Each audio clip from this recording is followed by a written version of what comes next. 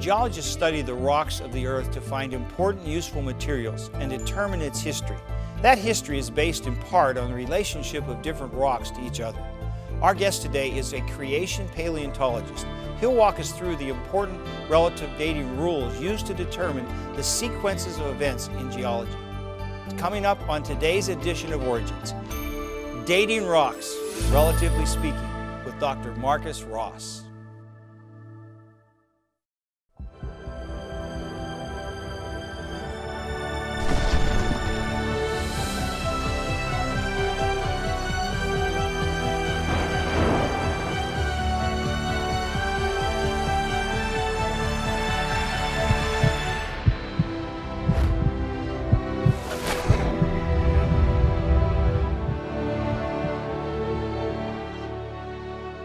Hello, my friends, and welcome to Origins. My name is Donn Chapman. It's my privilege to be your host. During this program, we showcased interesting guests who present evidence from science along with other important facts, validating the truth of creation and the accuracy of the Bible. Today's guest, Dr. Marcus Ross, received his PhD in environmental sciences from the University of Rhode Island, where he researched all sorts of fossils, including a group of extinct marine reptiles known as mosasaurs. Since 2005, he's taught geology, paleontology, and creation studies at Liberty University in Lynchburg, Virginia. He's greatly interested in the issues surrounding the creation-evolution debate. Dr. Ross, what a joy to have you here today. Thank you so much, Don. It's great to be back. I'm not supposed to tell you this because of our other guests, but you're one of my favorites. I'm so excited at your enthusiasm for creation science and the great job you're doing at teaching others that. Thank you. It's a real privilege to do it. So my passion is taking the scientific knowledge and information and putting it into bite-sized chunks that people can grasp, understand, wrestle with, and then come out with a little light bulb that just went on. Well, that's exactly what we're trying to do here in Origins, so I think it's a great fit. What are we going to talk about today? Well, today we're going to be talking about one of my favorite topics, and that is geology, and especially talking about how geologists date, how they try and determine the sequences of events that have happened in the rock record from an outcrop someplace where you're driving by the side of the road and you see all the rocks. How is it that geologists then take that and try and construct a history from that, both from an evolutionary perspective and an old age creation perspective, or from a young Earth creation perspective? Because the reality is the rocks are everybody's. And what we're arguing about is not so much what the rocks are, but what they mean. That's it, the meaning behind it. That's right. So today we're dating rocks, and we're going to learn how to date like a geologist. Now, I'm married, I've got 4 kids, so I've had some success dating as a geologist. And so I'm going to walk our folks through here, because what we're really looking to do with this is try and figure out one of 2 types of geological dating. Relative dating is all about getting the sequence and the order of the rocks in the right sections, worked out. Whereas another type of geological dating, or radiometric dating, deals with trying to put numerical ages. So here, when we're going to be talking about relative dating, we're asking the question, what's older, what's younger? What happened first, what happened second? So taking a look into this, what we've got is how rocks are dated. And this statement here is kind of an important one. We've seen in books and museums and libraries the geological column, this big tall sort of thing with a whole bunch of funny names on it that nobody can ever pronounce. Now that time scale was established on the basis of patterns of fossils that were found in rocks that one could trace from one place to another. So what we're going to try and do here is tease apart what were the data from which Darwin then used evolution to explain, but also what of these data can we say from the field are accurate and real and right, so that both a creationist and an evolutionist can look at the same rocks and at least agree what rocks are in front of them and how those rocks relate to other rocks around them. The common ground. The common ground. And the common ground starts with an interesting character. This is Nico Steno, who was a Danish anatomist living in the 1600s.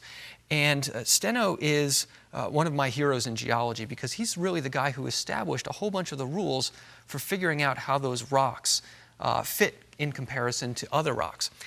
You and I take for granted that fossils are animals that lived in the past because we can go to the Carnegie Museum here in Pittsburgh. We can see the real bones and all of the skeletons and the shells. But if you're thinking about what's going on in the 1500s and the 1600s, when people are first finding fossils, the chances are, if you or I were living back then, we'd be a peasant farmer. right? I mean, Right. we're nobody special. Right. If we'd be alive at all, right? The plague might have gotten us at some point.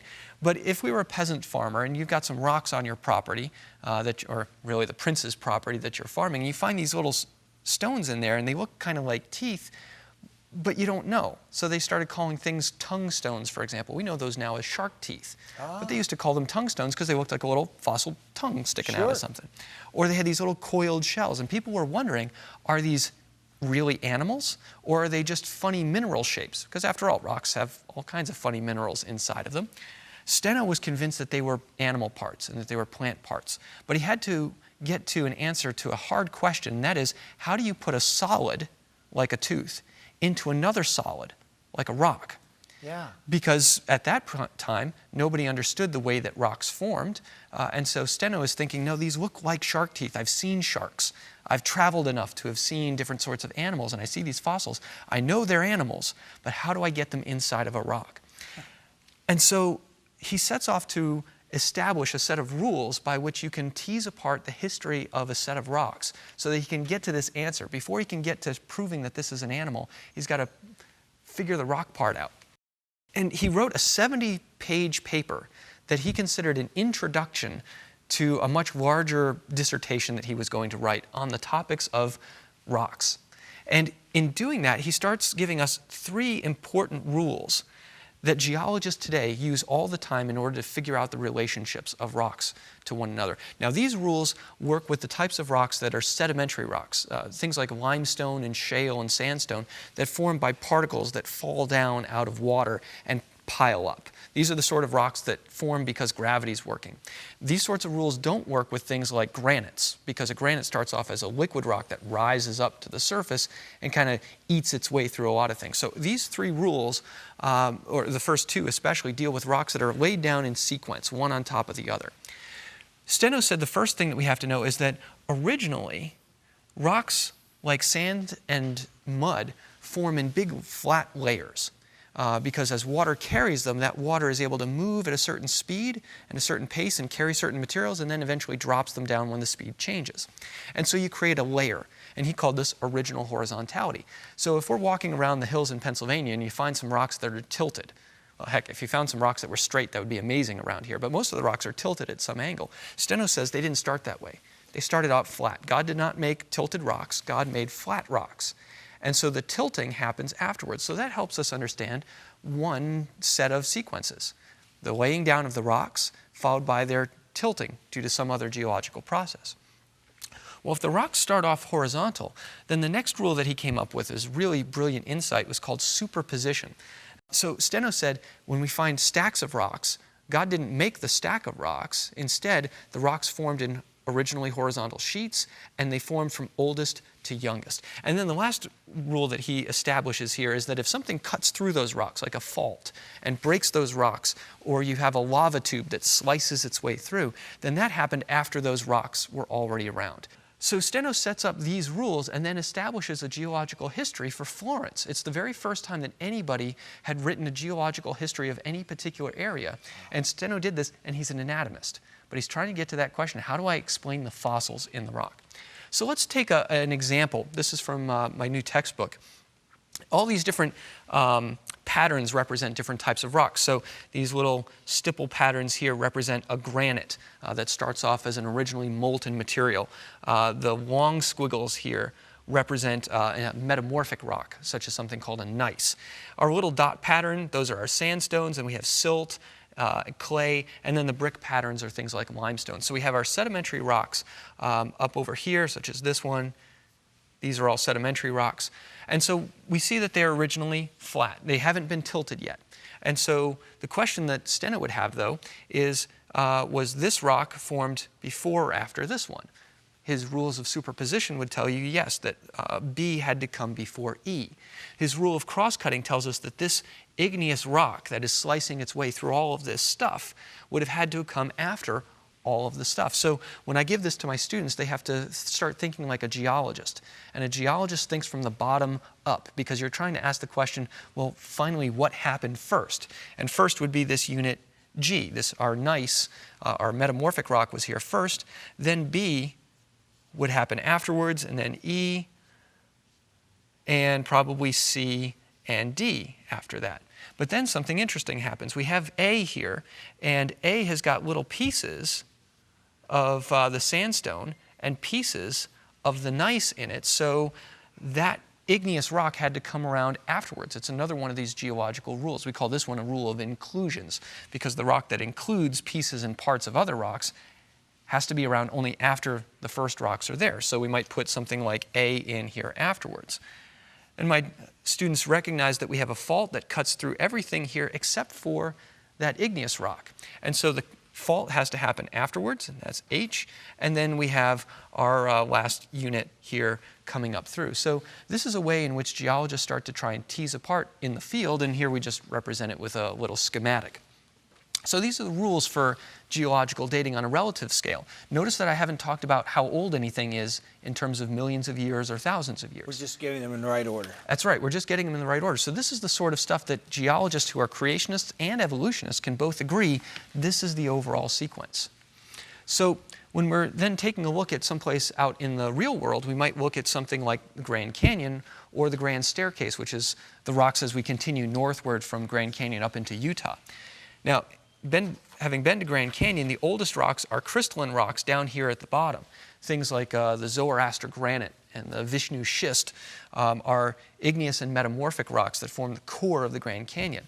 And then above that, there's an erosional unconformity, basically a big shear mark, and then we stack a whole bunch of sedimentary rocks on top of it. And it's pretty easy because since they're not tilted, you just kind of follow on up from old to young, and you get to the top of the Grand Canyon, and you're up at the Chinle Formation, a sandstone. Well, if you drive north and you get yourself out to Zion National Park, it turns out that the Chinle Formation is just underneath over here, and there's a whole bunch of rocks that are stacked on top of it. And they're not tilted or folded, so it's pretty easy to follow, and you follow this from oldest to youngest again, and then you follow out to the north again, you go to Bryce Canyon, and it turns out that the Dakota Formation, a sandstone that's got some dinosaur footprints, is at the top of Zion, it's at the bottom of Bryce, and you continue to move your way up through the whole sequence. And so what we find is that Steno's expectations and how he said this is what would work, works in the real world when you're able to see lots and lots of different rocks. And places like the American West are great because you don't have all these trees like you do out here in Pittsburgh. So when we're looking at sedimentary rocks, these are the sorts of things that help geologists establish the time scale. The time scale is based on those patterns of rocks that are found stacked in places around the world. It started in places like England, but we can do the same kind of stack and focus them around here. So a geological column looks something like this, where you've got these funny names like Proterozoic, Paleozoic, Mesozoic, and Cenozoic. Now historically, when Steno was working, Steno was a young Earth creationist. He did not think that the Earth was old. In fact, when he submitted his prodromos to the Catholic Church for them to take a look at and edit, it sailed right through. He put the rocks of Tuscany, Italy, in a biblical context in which he recognized 3 points of Earth history. A point of creation week rocks, stuff that was formed during the flood, and events that happened after the flood. These are the same divisions of time that we have. His matrix is creation, the flood, and after the flood. Yeah, and while I might disagree with how Steno assigned his rocks at that time, because hey, it's the 1600s, but the he was still worldview right. is the same. The worldview was entirely correct, and everybody who started in geology started with this worldview. The problem in history was that over time, they started thinking about this as a deep geological history. And now we're left with a young Earth view and a deep geological history view that are in conflict with one another, where the difference is they believe that the Earth starts about 4.5 billion years ago and ends at the present, whereas we hold to something like a few thousands of years ago. Now, we're in this spot, we're in this situation because if you accept that the Earth is billions of years old, but you want there to be a flood and Noah and something like that, then that means that Noah's flood has got to be at the very top of the geological column, basically on the soil and the dirt that we walk around. But the problem is, there's no evidence for the flood in the dirt we're walking on. And that's because, as Steno recognized, there's a period of time after the flood when geology is still happening. We're walking on post-flood dirt. We're not walking on flood dirt. So in the history of geology, the creation view was lost because this was adopted and they started looking for Noah's flood in the wrong place. Instead, what we have to do is recognize that the flood is not way up over here. That's all wrong.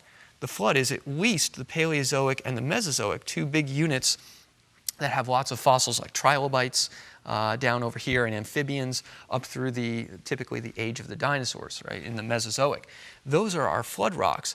And so we divide this history into a couple of different units and hopefully do it a little better than Steno did, but working off of the same biblical principles that Steno had been working on. If I'm hearing you, you're saying that once the flood's over, there's still a lot of shaking going on. A whole lot of shaking going on. And that would be under the surface, not what's at the surface. That's right. We still have a lot of rocks up over here that mostly have our mammal fossils, things like our saber-toothed tigers and a whole lot of other things.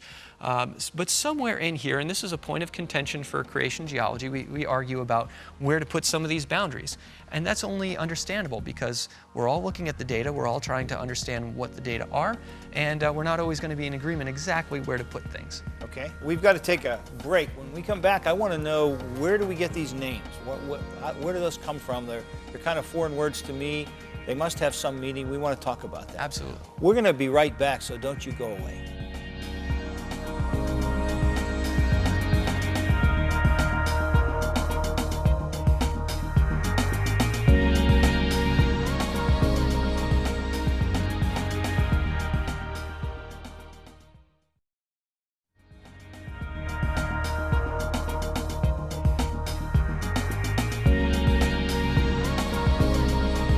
We are back on Origins with Dr. Marcus Ross, and we're talking about dating rocks.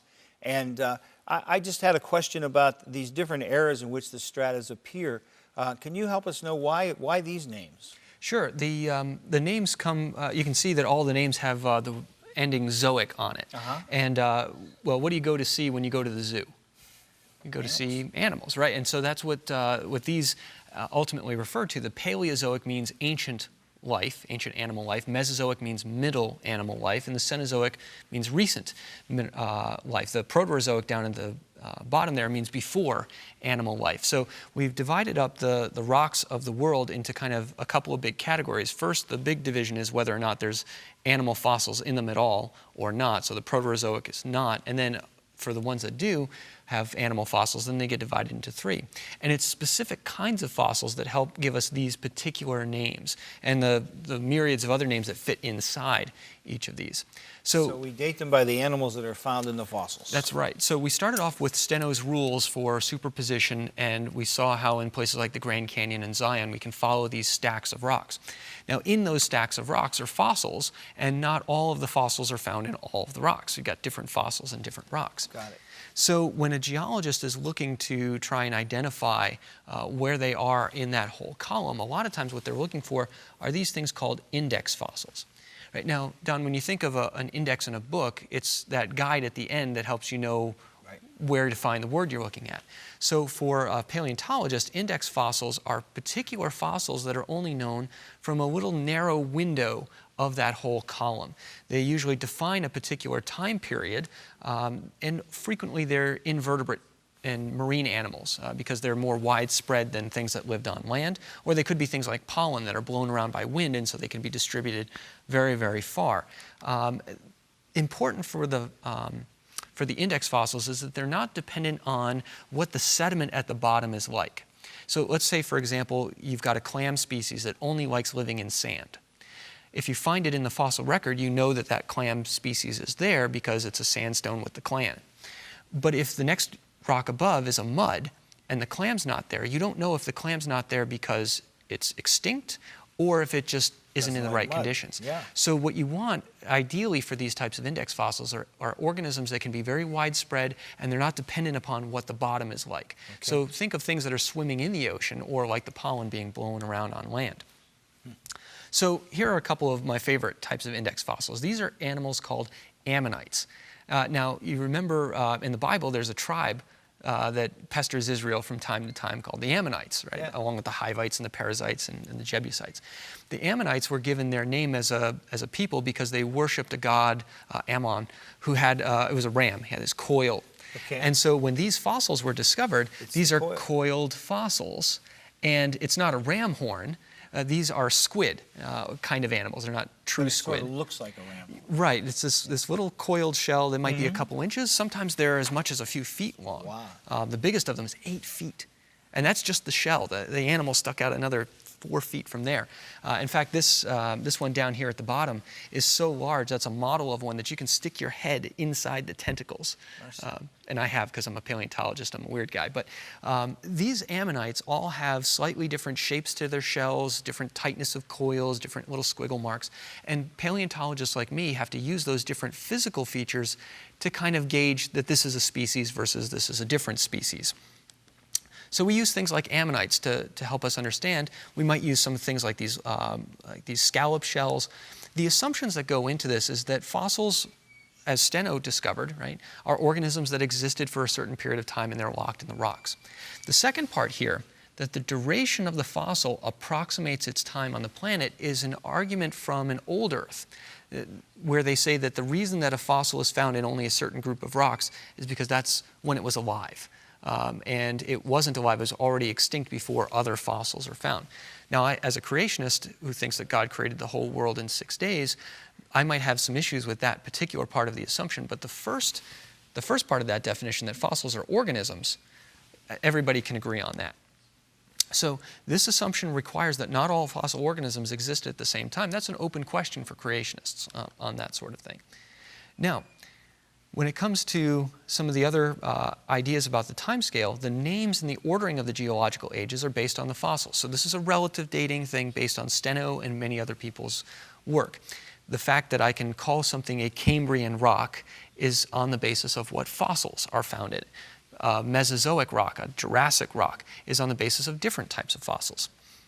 So the dates, though, those things like how many millions of years it lived, those came in much later. Those were not things that Steno brought in. Those aren't the early geologists. That happened much later on in time. So we can think here for a moment, looking at this geological column. Right? It's got Paleozoic, we just saw that name. We've got Mesozoic, we've got Cenozoic, so those are the eras. And then inside you have things like your Cretaceous period, your Jurassic period, and your Triassic. So there are subdivisions. And in those areas, we have certain types of fossils that are frequently found, like dinosaurs and the ammonites, my mosasaur fossils that I studied for my PhD. And so what's important here is that we have the data in the middle, and on each side, we have the interpretation of those data.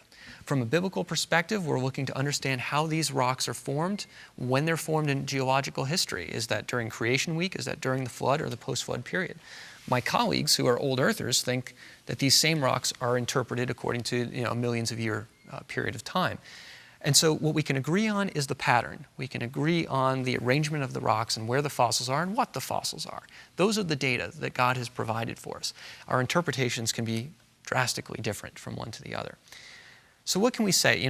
Kind of the take home for somebody watching this. One thing that we can say is that the rocks of the world can be placed in a relative time order. That's something we can do. And every time you go out to a rock and you map it and you measure it and you discuss the fossils and identify what they are, you're testing that hypothesis. And so in that part, geology is a standard empirical science. What we can also say is that these relationships can be traced across small areas, like little rock outcrops around town, or places like the entire state of Utah and down to the Grand Canyon, and across continents even. So the relationship allows us to reconstruct the events in the past. And that, for us as creationists, means that we can help to try and reconstruct what was going on during creation week. What rocks were formed then? What rocks of our world were made by God? That God said, "Let there be," and there was. What rocks were formed during Noah's flood, and what rocks were formed after Noah's flood. All of these are different questions that we can then go out and investigate and are hypotheses to test as we go out into the rocks themselves. So in the end, really what I've just done is given you and the viewers at home a bit of a sneak peek into one of the chapters in the textbook that I published with several of my colleagues at Cedarville University in Answers in Genesis. And so this is a chance to kind of sit in on one of the lectures that I might give at Liberty University. I love the fact, Doctor, that you are so clear in saying, here's the data. We're all looking at the same data. It isn't like the young earth creationists don't even know the material that's there.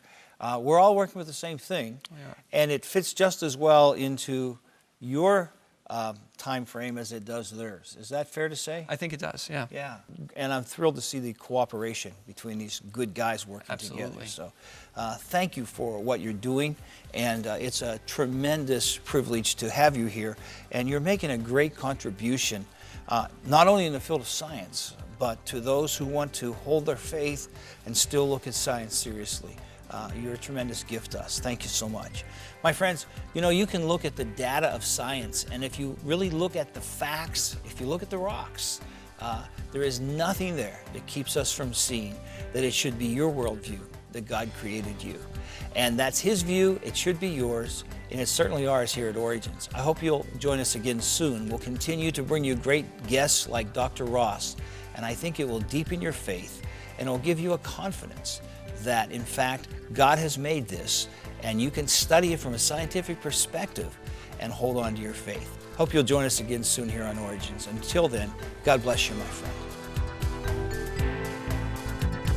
Thank you for watching this edition of Origins. For a DVD of this series, you can order online or send a $12 donation to cover shipping and handling, and write to Origins Program number 1705, Cornerstone Network, Wall, Pennsylvania 15148. If you like a copy of the PowerPoint information presented today, you can download an episode guide at originstv.org.